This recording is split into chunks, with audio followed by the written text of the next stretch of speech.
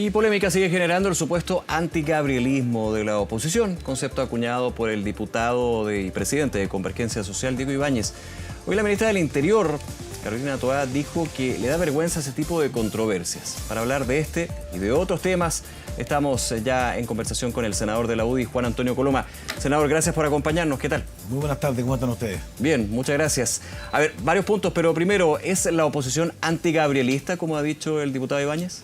A ver, primero me parece que son declaraciones muy inquietantes y que buscan obviamente un objetivo distinto respecto a lo que aparentemente sugiere. Inquietante porque cuando uno habla de que hay antigabrielismo, se supone que hay un gabrielismo. Y a mí me preocuparía mucho que el Frente Amplio esté en esa lógica de tratar de generar lógica de un culto más bien a la personalidad. Ahora, pero hay un piñerismo. Que a lo que haga un presidente. No, pero es que nunca fue asumido de esa manera, digamos.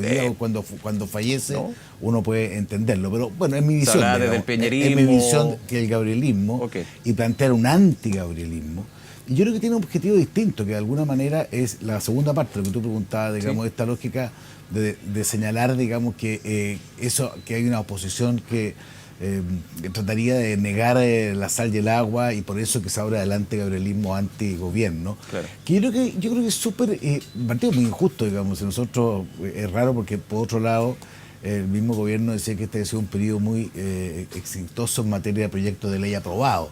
Y básicamente tiene que ver con porque nosotros entendemos que es lo que corresponde cuando hay inspiraciones respecto de proyectos específicos adecuados. Por ejemplo, en materia de seguridad, a mí me tocó, digamos, plantear la agenda de seguridad, planteamos 23 de 31 proyectos porque estaban bien inspirados. Muchos de esos proyectos habían sido votados en contra por el que hoy día están en el gobierno, la ley de Naín Retamal, la ley de usurpaciones, poner algunas de las más sensibles. Entonces aquí lo que se está tratando de hacer es decir, mire, además, si usted se pone algo, está siendo una persona que está equivocada, en circunstancias muy distintas. Yo creo que nosotros tenemos que siempre, por lo menos en lo personal, voy a representarme a mí, siempre yo voy a votar a favor de lo que signifique mayor seguridad, mayor libertad, mayor emprendimiento. Voy a votar en contra de todo aquello que va en la línea distinta. Entonces, tratar de plantear que eso, que es el legítimo ejercicio de una oposición, como plantearlo peyorativamente, que hay un antipersonalismo, me parece de la máxima gravedad. Creo que hasta en eso la ministra del Interior creo que coincide cuando señalar, digamos, que era una polémica completamente absurda. Ahora, claro, porque también entendiendo que la jefa de gabinete tiene que llegar a un punto donde los acuerdos sean la constante. Entonces uno entiende la lógica también de no entrar a ese personalismo, oculto a la personalidad, como usted dice, y por sobre todo con todo lo que se está disputando el gobierno en los próximos años. Vamos a hablar de la cuenta pública, pero lo que viene el día de mañana con el reinicio de la discusión, por ejemplo, de la reforma previsional. Sí, pero por lo mismo, o sea, la pregunta es al revés, a mi juicio. Digamos. ¿Qué es lo que buscan el presidente del Frente Amplio o el Frente para estos efectos con esa afirmación? Yo se lo digo a cualquiera, digamos. ¿Qué es lo que busca? Busca de alguna manera generar una sensación de inhibición respecto de una crítica so pena de ser, digamos, acusado de algo. Y eso es lo que yo me parece súper absurdo. Y respecto a cada uno de los temas, digamos, en materia de pensiones, ya que tú lo planteas, digamos, es evidente.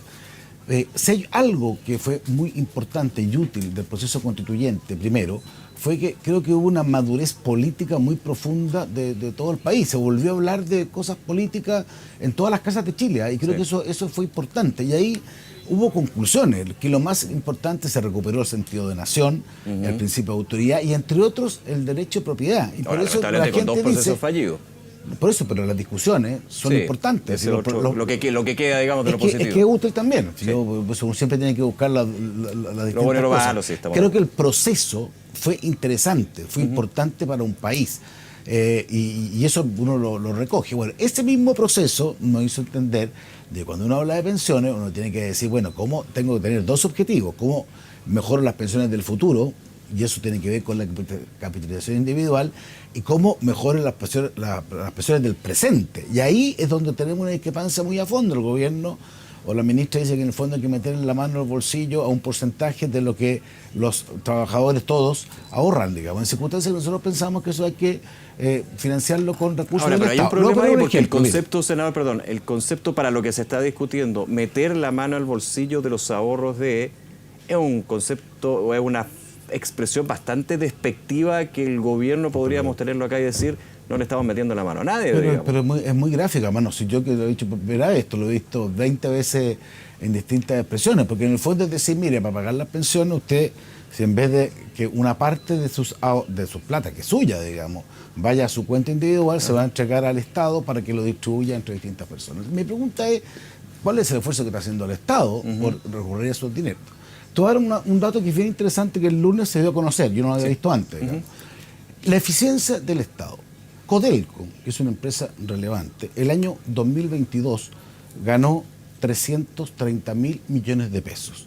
El año pasado perdió 535.000 millones de pesos. Hay una diferencia de 800.000 millones de pesos en un año. Eso es para un aumento de pensiones mucho más importante de lo que se ha planteado. Entonces, ¿dónde está la eficiencia del Estado? ¿Dónde está el ahorro? En el mismo informe, lo entregó la Contraloría con la directora de presupuesto este lunes, dice que el mayor aumento ha sido en gastos de personas, el aparato del Estado. Entonces, el INE dice son 100.000 personas, el año pasado el Estado se defiende, o el gobierno se defiende diciendo que son menos, pero hay un aumento sustancial.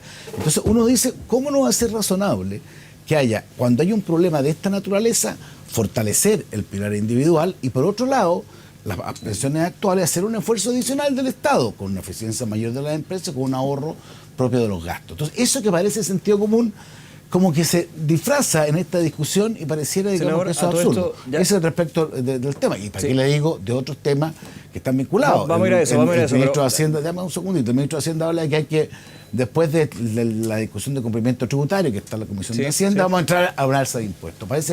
Esto es como el día de la marmota, digamos, es como siempre igual, digamos, o sea, del día que asumieron la lógica en materia económica sobre los impuestos, se dieron cuenta que era absurdo, que la hay que hacer crecer el país, y a la primera de cambio vuelve con lo mismo. Ya que mencionaba el tema de reforma previsional, antes de pasar a otros temas, su opinión con respecto a este spot que ha generado también discusión, una presentación de parlamentarios de la UDI ante la Contraloría, este spot con respecto a la reforma previsional. Irregular e incorrecto, mire. Y esto vamos a tener que discutirlo además, espero que haya pronunciamientos claros, digamos, en el sentido que es el tipo de cosas que no se puede hacer. Porque a mí me sorprende, una discusión, tú has seguido las discusiones digamos, parlamentarias, presupuestarias, digamos, y ahí se plantea para qué son cada uno de los recursos. Y las platas de la SECOM son para difundir políticas públicas aprobadas, no para proyectos de ley en el cual se plantea una parte de la posición, que es la que tiene el gobierno, que por algo no ha sido aprobado, porque no ha tenido la mayoría, digamos, por variadas razones, digamos, hace mucho rato. Entonces, cuando tú usas, es como propio, me parece que es como Venezuela, digamos, que usa los recursos del Estado para hacer propaganda respecto de un proyecto específico que es objetivo legítima, con, digamos, discusión democrática. Las discusiones son legítimas. Lo que tú no puedes hacer es usar el aparato del Estado y los recursos del Estado para validar tu opinión. A mí me parece. ¿Usted cree que es para ejercer presión por parte del gobierno sobre el proyecto? Absolutamente, porque se dan cuenta, digamos, que por la vía de la argumentación democrática no han tenido éxito, entonces recurren a esto que es completamente improcedente. Y van a pasar dos cosas. Primero, obviamente yo espero que haya una sanción, pero segundo, entonces que no se queje el mismo gobierno con el presupuesto que venga ahora, que se empiece a discutir en septiembre, nosotros tengamos que decir que sabe que no hay ni un peso para esto, para nada, porque si uno empieza a desconfiar de la autoridad respecto del uso de los recursos que se han entregado de buena fe para publicitar políticas públicas, si uno dice se van a usar para esto, entonces mejor. Entonces esto es como va dejando precedente que bueno, cada uno tendrá que atenerse a lo que corresponde. Señor Coloma, el sábado de cuenta pública, la tercera de esta administración, engloba lo que estamos conversando. ¿Qué espera usted? ¿Qué expectativas tiene de este mensaje presidencial? Yo creo que es una cuenta. Pues no es fácil, y no tiene que ver con este gobierno solamente. En general, los gobiernos usan esta forma de expresión más bien para no solamente dar cuenta, sino que hacer una validación de lo que se hace, claro, una especie de presentación de futuro. Y anuncios no también para ir marcando el camino. Exactamente, así que no voy a hacer una crítica particular porque eso es permanente. Lo que sí, a mí me importaría ver qué es lo que se está haciendo concretamente y un análisis y una reflexión del Ejecutivo de los problemas más importantes que tiene Chile hoy día, que son seguridad, lejos, a pesar que hemos hecho un esfuerzo enorme. Obviamente hoy día la sensación de inseguridad es terrible. Pero ¿cuál es el balance que usted hace del gobierno calle, en términos de la seguridad? Y le pregunto porque usted como presidente del Senado hace poco impulsó este fast track, desde la oposición se han entregado, lo digo de esa forma, los votos para los proyectos de ley del gobierno. El gobierno también ha patrocinado, aunque no le ha vetado algunos en algún momento, también proyectos de seguridad. ¿Cuál es el balance que hace respecto a ese punto de seguridad del gobierno, de la gestión de seguridad? Yo creo que fue muy bueno, y la cosa que yo valido, que haber generado una agenda fast track, que en el fondo es ponerle plazo a las cosas, porque uno no saca nada con discutir para siempre. Ya que nosotros hicimos, había 19 proyectos que llevaban años parados y 2 iniciativas que habían sido anunciadas por el gobierno. Hicimos un plazo que fuera a diciembre del año pasado, aprobamos 22, después aprobamos otro más de los 31, que estuvo bien. Creo que fue un esfuerzo para despejar temas, por ejemplo, como decía yo, de usurpaciones. Entonces por ejemplo, lo valora por parte del gobierno. Pero, y aquí viene el problema, pero quedaron 8 pendientes. ¿Y sabes lo que pasa? Sigue pendiente, estamos terminando mayo. Y son leyes muy importantes. Por ejemplo, el uso de la fuerza, la regla de uso de la Fuerza Armada para incorporarlo. No puede ser que a esta altura todavía el gobierno no tenga una propuesta que sea posible de aprobar respecto a un tema tan sensible. Ahora, el gobierno lo tiene bien clara. Lo que pasa es que de republicanos se ha buscado restituir la indicación sobre justicia militar, y eso genera... Ni siquiera ese es todo el tema. El tema es respecto más bien de la proporcionalidad. O la racionalidad con que la Fuerza Armada. Es que es un tema clave, pero voy a gastarme 10 segundos en explicarlo.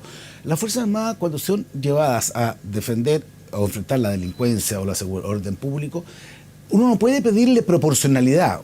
O sea, si le tiran una piedra y contesta con una piedra. Piedra con piedra. No, hay que imponer el uso de para algo hay el monopolio de la fuerza, y ahí tiene que ser mayor para evitar esa agresión. Eso es de sentido común. Eso no ha sido posible cambiar ese concepto de racionalidad. El Ministerio de Seguridad, que pero tiene que ponerse la justicia militar, perdón, senador, aprovechando ese punto. No, yo creo que es perfectamente legítima la discusión, y yo creo que hasta ahora lo que hay que hacer es un análisis. Yo no lo he visto todavía en el Senado, para que sea un análisis de cuáles han sido los efectos en uno y otro caso. A mí lo que me angustia es esta lógica de siempre dejar los temas para después. Oye, la Defensoría de las Víctimas. Yo sé que la señora que está viendo se va a dar cuenta. Cuando alguien es víctima de un delito, uno ve que el Ministerio Público, en algunos casos con más eficiencia que otros, trata de encontrar a los responsables, que no es fácil. Los delincuentes tienen una defensoría y la víctima queda completamente indefensa en la práctica. Bueno, esto fue una vieja aspiración. Nosotros presentamos un proyecto, el Ejecutivo también, pero todavía sigue esperando. ¿Cómo no vamos a tener una defensoría de las víctimas? Entonces, a tu pregunta concreta, me parece bien el impulso, pero para hacer los impulsos, esta es una lucha demasiado grande. Hay que recurrir con todas las capacidades que tiene el Estado. No puede ser que nos quedemos con 8 proyectos pendientes, porque eso es temas de seguridad pendientes. Entonces yo soy mucho más exigente. Yo creo que tenemos derecho a plantear. Ojalá eso sea parte de la cuenta pública. En materia de salud, ver qué está pasando con una cantidad enorme de hospitales que hoy día están frenados. Lo quiero hablar particularmente con el hospital de Linares. Yo vengo recién de Linares, digamos, precisamente.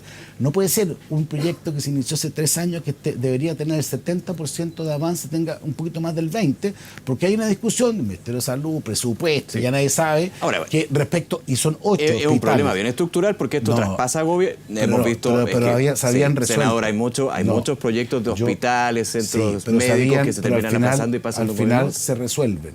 Pero al final, a mí lo que me molesta, el mismo, he sido parte de ese proceso, ¿para qué le digo? Pero para que te quede claro. A lo que hay en obras públicas pasó, y todo esto tiene que ver con la pandemia, de la aplicación. En obras públicas pasó algo parecido y se resolvió. El polinomio se reajustó de una manera. Aquí no puede ser que al final, no solo Linares, hay otros más. Pasa que yo hablo como senador del Maule, digamos. Entonces, ese tipo de cosas, ¿cuáles son las respuestas que se dan? Si los gobiernos, nadie le pide que resuelva todo, pero sí hay cosas que tienen que priorizar, porque es parte de su deber. Este gobierno, el anterior y el anterior, si cada gobierno le toca un problema. A algunos le tocó la pandemia, a otros la guerra Rusia, a otros le tocó el efecto tequila. No es fácil gobernar, nadie dijo qué va a hacer. Yo lo que pido es un mayor esfuerzo por enfrentar, y espero que sea parte de la cuenta, esos temas que son tan sensibles. Seguridad, el tema hospitalario, el salud. No puede ser que uno se diga que ahora parece que hay un borrón de las listas de espera, digamos, eso. La justicia tendrá que determinarlo, claro, que se dé cuenta de eso. ¿Cómo reponemos en materia de educación el tiempo perdido? En Chile se hizo una muy mala ley de educación en el 2000 2016, y eso genera hoy día que hay una diferencia mucho mayor que la que había antes entre la escuela pública y la escuela privada. Eso cómo se resuelve, cómo se enfrenta. Me gustaría ese análisis, también valorar cosas que, si se da, digamos, uno siempre tiene que hacer esto, buscar equilibrio, pero me gustaría hacerse cargo de los problemas. Creo que lo que corresponde, el sábado lo vamos a ver. Sí, ahí vamos a estar conversando también, me imagino, en los próximos días. Senador Coloma, agradeciendo su tiempo y aprovechando el minuto que nos queda de esta conversación, el tema del día, la audiencia de formalización del alcalde Jadwe con respecto a la situación de la asociación. No me quiero meter en el tema judicial, sigue la formalización mañana, pero tomar la declaración que hizo el subsecretario Monsalve cuando se le preguntaba por los adherentes, por los grupos del Partido Comunista que estuvieron en el Centro de Justicia, él dijo: la justicia no está para barras. Aquí la justicia tiene que ser autónoma y no tiene que generarse, voy a parafrasear, alguna manera de incidir o no. ¿Qué le parece a usted estos dichos del subsecretario Monsalve, subsecretario del Interior? Mire, yo hace mucho, yo no tengo trauma ni tranque, y valoro lo que ha dicho el subsecretario. Yo lo comparto y no tengo problema. Y es transversal porque la derecha ha sido muy crítico del Ministerio Público también. El gobierno, o sea, que eso no es barra. Y creo que la forma, aquí lo que se está buscando es una intimidación. Y eso a mí lo encuentro súper complejo desde un punto de vista de cualquier justicia, digamos. No puede ser que los tribunales estén sometidos a esto, que es una especie de barra, que se tratan de tomar el lugar y desde ahí decir que todo es una farsa del Ministerio Público, de los medios de prensa. Eso yo lo escuché muchas veces con el caso Pente, SQM también, pero yo no vi, derecha, nunca para ser 300 personas. O las críticas, por ejemplo, a los fiscales, a la fiscal Chong, por el tema del general director de Carabineros. Yo soy muy crítico de la fiscal Chong y uno tiene todo el derecho a hacer críticas. Pero lo han puesto en duda lo que es la investigación. Y los medios de prensa también tienen derecho a hacer críticas. Lo han hecho. No, y analizamos, digamos. Y tiene que hacerlo, si es parte de la... Lo que no puede ocurrir es la intimidación, que es lo que hemos visto. No puede ocurrir... ¿Y quién intimida acá, senador, cree usted? No, cuando uno llega a 300 personas, digamos, y se dice que es toda una farsa de la justicia y de los medios, porque usted también... concédame que hay un ataque muy fuerte a los medios. No, digamos, o sea, los palos no llegan de todas partes, pero sí, ya no le entran balas, eso usted, digamos. Bueno, pero yo creo que uno siempre, sí. pero está bien, uno siempre tiene que tener esa reflexión. O sea, mira, y yo comparto con una parte que dijiste tú, digamos, sí. Que la justicia resuelva. Si uno, claro, uno es que a eso apunta el subsecretario Monsalve. Sí, yo tiene razón, uno no puede ser juez, si para algo existen los jueces, sino los periodistas serían los jueces o los parlamentarios los jueces o la opinión pública o las encuestas. No, eso no se resuelve. Para algo hay la justicia. Lo que hay que tener es las condiciones, más allá de la legítima crítica que pueda haber, si uno puede tener las condiciones para que se ejerza de buena manera ese cargo. Y eso es lo que claramente se violentó. ¿Usted cree que hay una intimidación del alcalde Jadwe en este caso, el Partido Comunista? No sé quién fue lo planteó, pero yo por eso lo planteo exactamente lo que fue el sentido de lo que dijo el subsecretario Monsalve. Esto no puede ser objeto de barras bravas. Eso le hace mal a Chile. Senador Juan Antonio Coloma, como siempre, gracias por su tiempo, por acompañarnos aquí en Canal 24 Horas. Senador, que le vaya muy bien. Gracias. Hasta luego, esté muy bien.